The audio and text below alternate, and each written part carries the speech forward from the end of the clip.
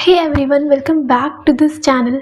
तो चलो जल्दी से अपने चैप्टर फाइनेंशियल मैनेजमेंट को कंप्लीट करते हैं और आज डिस्कस करते हैं about fixed capital and working capital. Important है और छोटा सा टॉपिक है, जल्दी से इसे समझते हैं। आ जाओ स्टार्ट करते हैं इस वीडियो को। तो सबसे पहले समझते हैं ये फिक्स्ड कैपिटल और वर्किंग कैपिटल है क्या।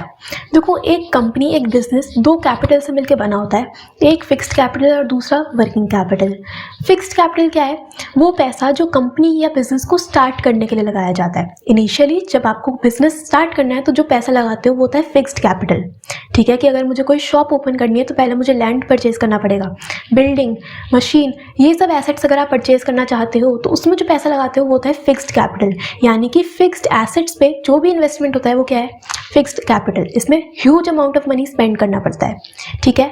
वर्किंग कैपिटल क्या है कि आप बिजनेस को डेली बेसिस पे चलाने के लिए जितने भी खर्चे हैं वो किस में से निकलेंगे? Working capital. यानी कि आपको अपने एम्प्लॉयज़ की वेजेस, सैलरी देनी है, रेंट देना है, ऑफिस के खर्चे हैं, इंश्योरेंस देना है, इलेक्ट्रिसिटी चार्जेस हैं, ये सब किस में आता है? वर्किंग कैपिटल में। यानी कि बिजनेस को डेली बेसिस पे रन करने के लिए जो खर्चे होते हैं वो कहाँ से पे करोगे? वर्किंग कैपिटल से। ठीक है। अब एक कंपनी को, एक बिजनेस को कितना फिक्स्ड कैपिटल चाहिए या कितना वर्किंग कैपिटल चाहिए, उसके लिए कुछ फैक्टर्स कंसिडर करने होते हैं। तो आज हम इस वीडियो में कवर करते हैं कि फिक्स्ड कैपिटल रिक्वायरमेंट के लिए क्या क्या फैक्टर्स हैं जो आपको कंसीडर करके चलने होते हैं, उन्हें डिस्कस करते हैं। वर्किंग कैपिटल वाले जो फैक्टर्स हैं वो नेक्स्ट वीडियो में समझेंगे। चलिए चलो, तो फर्स्ट पॉइंट आता है हमारे पास nature of business. Nature of business में हमें बात करनी है आपके टाइप ऑफ बिजनेस की, कि आपका मैन्युफैक्चरिंग बिजनेस है या फिर ट्रेडिंग बिजनेस है। अगर आपका मैन्युफैक्चरिंग बिजनेस है यानी कि आप प्रोडक्शन कर रहे हो, सामान बना रहे हो खुद ही और खुद ही बेच रहे हो, तो उस केस में फिक्स्ड कैपिटल की रिक्वायरमेंट ज़्यादा होती है। क्यों? क्योंकि आपको प्रोडक्शन के लिए मशीन चाहिए, इक्विपमेंट चाहिए, तो उस केस में फिक्स्ड कैपिटल रिक्वायर्ड होगी। बट अगर ट्रेडिंग बिजनेस है यानी कि आप बना बनाया सामान खरीद के बस बेच रहे हो, तो उसमें आज सच कुछ प्रोडक्शन नहीं करनी और उसमें आपको फिक्स्ड कैपिटल की रिक्वायरमेंट भी कम होगी। ठीक है। Second is scale of operations. Scale of operations का मतलब कि आप बड़े स्केल पे बिजनेस कर रहे हो या फिर मीडियम स्केल पे या फिर छोटे स्केल पे। तो अगर आप बड़े स्केल पे, लार्ज स्केल पे बिजनेस कर रहे हो तो उस केस में फिक्स्ड कैपिटल ज़्यादा चाहिए होगी। आप ज़्यादा प्लांट मशीनरी यूज़ करोगे, ज़्यादा प्रोडक्शन करोगे तो फिक्स्ड कैपिटल ज़्यादा चाहिए as compare to small scale business. अगर आप छोटे स्केल पे बिजनेस कर रहे हो तो फिक्स्ड कैपिटल तो उसके लिए भी चाहिए बट कंपैरेटिवली कम होगा। ठीक है, क्लियर। इसके बाद थर्ड पॉइंट है choice of technique. Choice of technique मतलब कि आप लेबर इंटेंसिव टेक्निक यूज़ कर रहे हो या फिर कैपिटल इंटेंसिव। लेबर इंटेंसिव यानी कि प्रोडक्शन करने के लिए आपके पास लेबर ज़्यादा है, और कैपिटल इंटेंसिव कि आप ज़्यादा रिलाय कर रहे हो किस पे?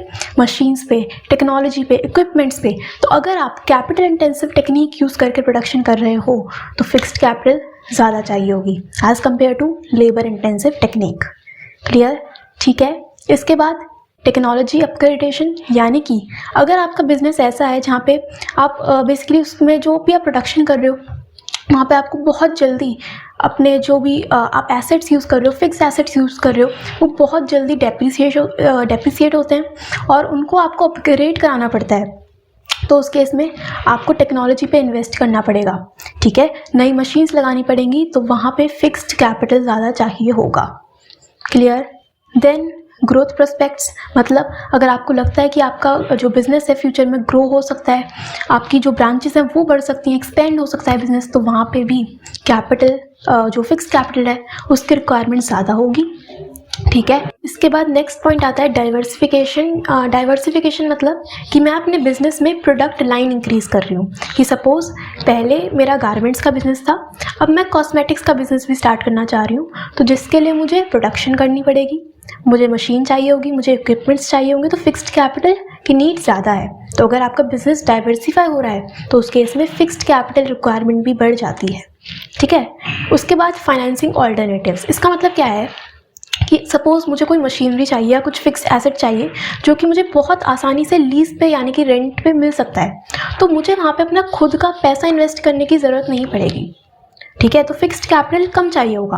बट अगर ऐसा कोई ऑप्शन ही नहीं है, मेरे पास अवेलेबल ही नहीं है, तो मुझे खुद का पैसा, एक मेजर अमाउंट ऑफ मनी वहाँ पे इन्वेस्ट करके वो मशीनरी परचेज़ करनी होगी, तो इसलिए उस केस में फिक्स्ड कैपिटल ज़्यादा चाहिए होगा। मतलब अगर आपको कोई एसेट लीज पे मिल सकता है तो फिक्स्ड कैपिटल कम चाहिए, बट अगर लीज पे नहीं मिल रहा है तो फिक्स्ड कैपिटल ज़्यादा चाहिए होगी। ठीक है।